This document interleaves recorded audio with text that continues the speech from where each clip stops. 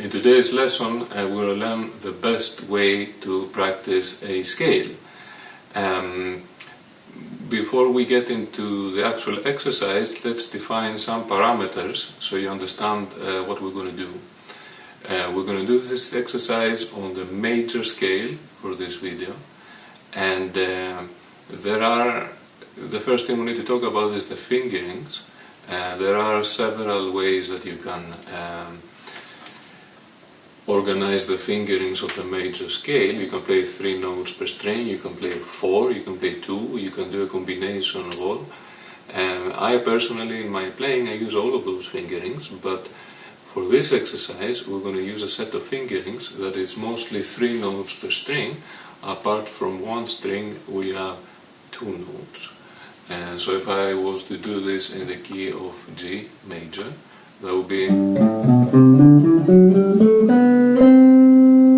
2 notes on this string. And the point of that is that you stay in one position. If I was to play 3 notes on all the strings, I would have to change positions for the last or the first 2 strings because of the way that the B string is tuned. That's the first thing. Then the other thing is that we're gonna play the major scale in 7 positions. I know that some people show it in 5 positions. I think it's more logical to think of it in 7 positions, because you have 1 from each starting note, and that way you're also learning your 7 modes. Now, if you are unclear about what the 7 modes are, I have another video in my channel, and there is also a video where I show the fingerings that I just showed you for all the 7 positions. I'm not going to show them now because I don't want to make this video very long. That was that. And then what we're going to do is take this scale around the circle of fourths. Now, the circle of fourths is basically that you start on any note and you go up in the interval of a fourth, 4 notes at a time, until you end up back where you started. So in the guitar it's quite easy to see where the fourths are. So if I was to start on C and go down or up in fourths,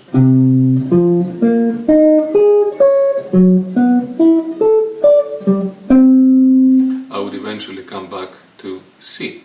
So now I played all 12 notes in fourths. Now, why do we do this exercise and other exercises I'm going to show you later on in fourths is for a couple of reasons. First of all, if you didn't do that, if you were to play chromatically, so if I was to play C major and then go to the next fret and play C sharp major, it's not challenging enough because it's exactly the same fingering. Your brain is not challenged in any way into finding the next scale. That's one reason, and the other reason is that there is a lot of music which is written on the circle of fourths. If you are, for example, a jazz musician and you're practicing jazz standards, they use the circle of fourths all the time in jazz standards. So if you have a 2-5-1, for example, you have the D minor going to the G, going to the C, that's the circle of fourths. So you go the D, the G, and the C. If I continue one more, I'll come to the F. So that will be a 2, 5, 1, 4. There are other sequences like that you see all the time in jazz standards. For example, the 3, 6, 2, 5, 1.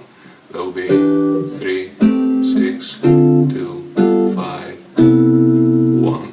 That's also the circle of fourths. So 3, 6, 2, 5, 1, fourths. So there is a lot of music being written like that. So it's a good thing to get used to hearing and finding on the guitar. Now let's get started with the exercise.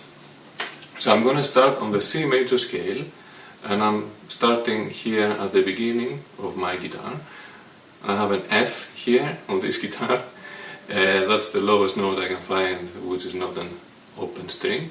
And I'm going to play the C major scale starting on F, which is also an F Lydian, and I'm going to go up and then down the next scale, up and down, until I come somewhere close to this side of the guitar, and then I'm going to change to the next scale in the circle, which will be an F major.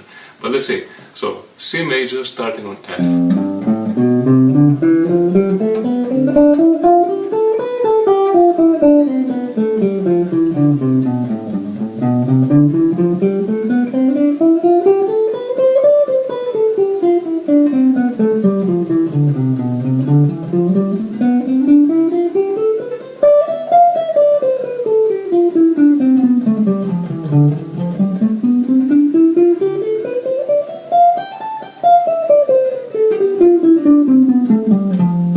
So say now that somewhere around here I want to change.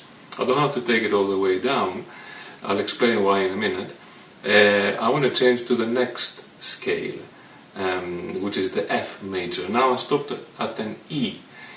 What I'm going to do now is I'm going to try to find the corresponding mode that belongs to F major, the new scale, here, where I stopped, not anywhere else. I stopped at an E, now I have to play an E Locrian scale. That's my connecting mode, because that's what belongs to F major, where I happened to stop here. So I'm starting on the E Locrian, and I'm playing F major the other way now. So let's see.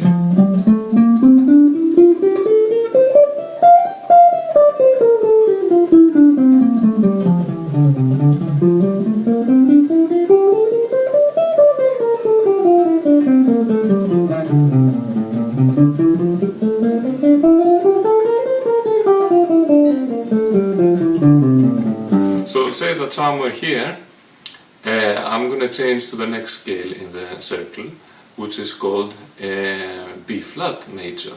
I'm playing a G now, I stopped at the G.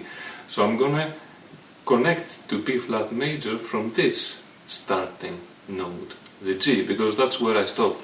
You see, this is the challenge of this exercise. You have to find the connecting mode to the next scale that you're going to, where you stopped.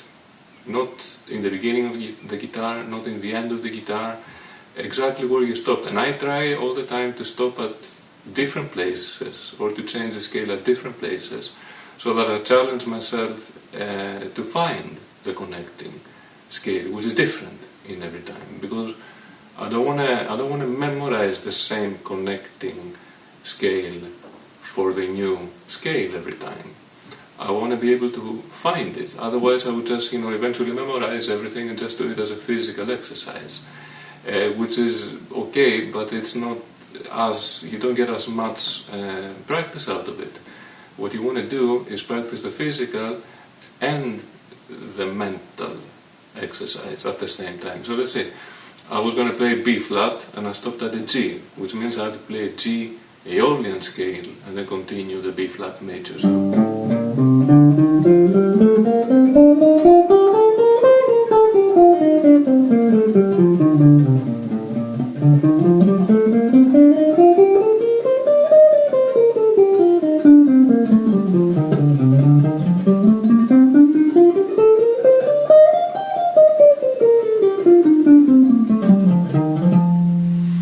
Now I've stopped at an F. The next scale in the circle is an E flat major scale. I'm playing an F here, which means I have to play an F Dorian, because that's what belongs to the E flat scale here.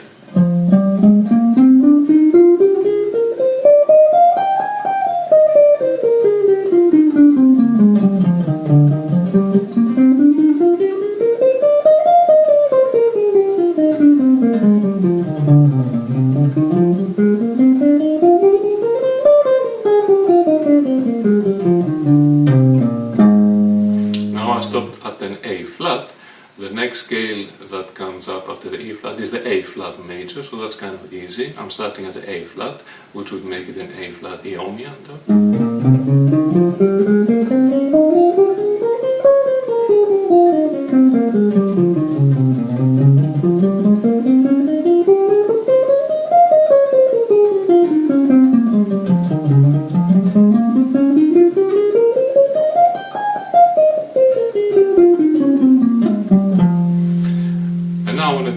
the next scale after the A flat, there will be a D flat major according to the circle of fourths.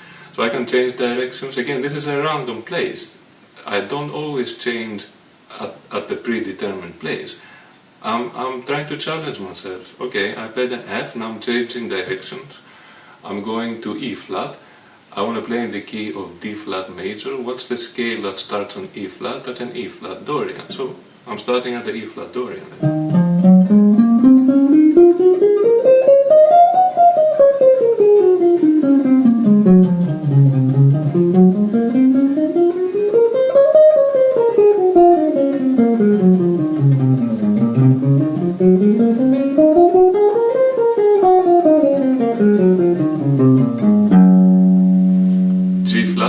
That's the next scale in the circle of fourths. I'm changing directions, A flat, and now the Dorian.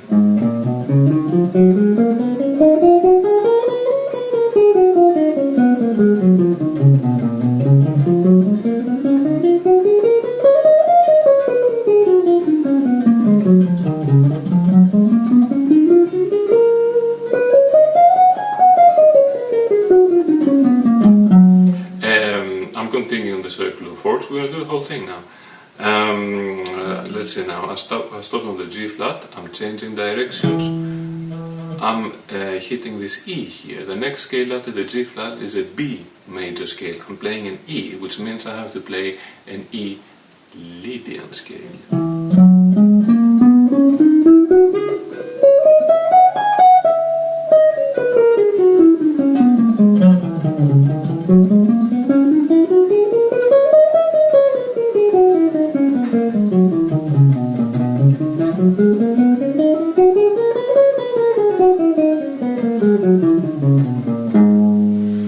What's the next scale now? I played the B, now I have to go to the E major. I'm going one step back, why not?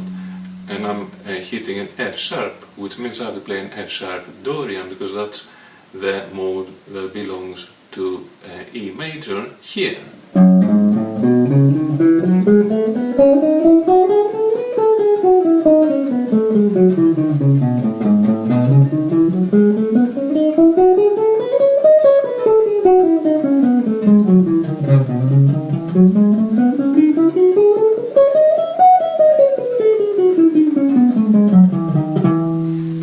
I'm stopping at the E.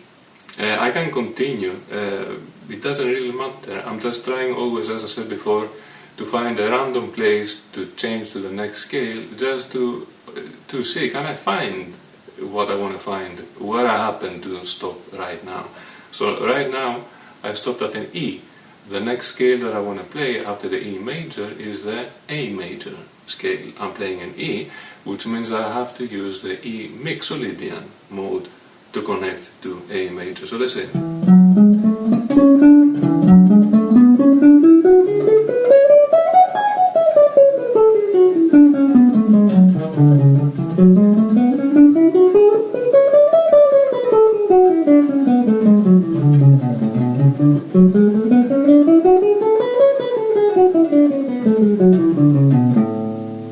I'm going to take a couple of steps back. I'm going to hit a G. That means that the next scale, D major, has to start on a G. That will make it a G Lydian.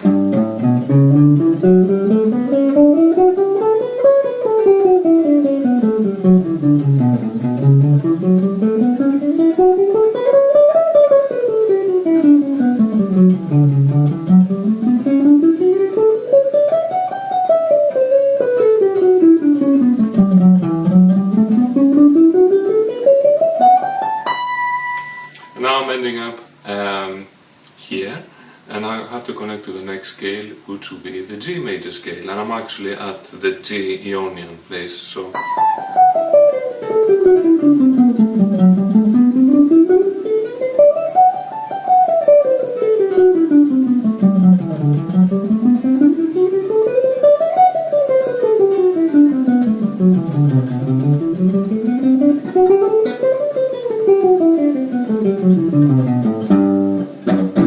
That's the last scale, because after the G I'm back to the C, and that completes the whole circle.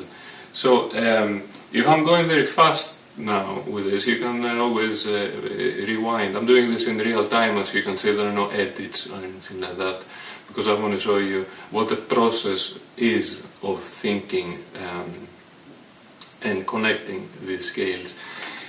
You can always rewind if I'm going a bit too fast and double check that you're following.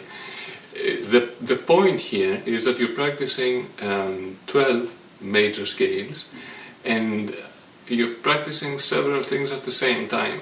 You're working on your fingerings and the physical thing. You're working on your knowledge of the fretboard.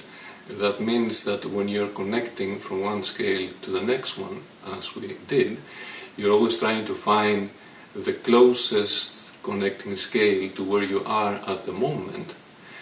And that's very important. This is the most important thing with this exercise, because if you are, for example, an improvising musician, if you improvise solos and all that, this is what you want to get good at. You want to get good at finding things, what you're looking for at the moment, a scale, a chord, a phrase, whatever it is.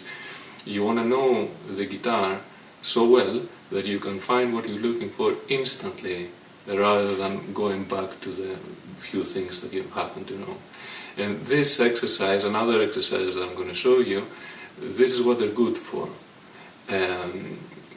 They force you to find things at the part of the neck where you are at the moment.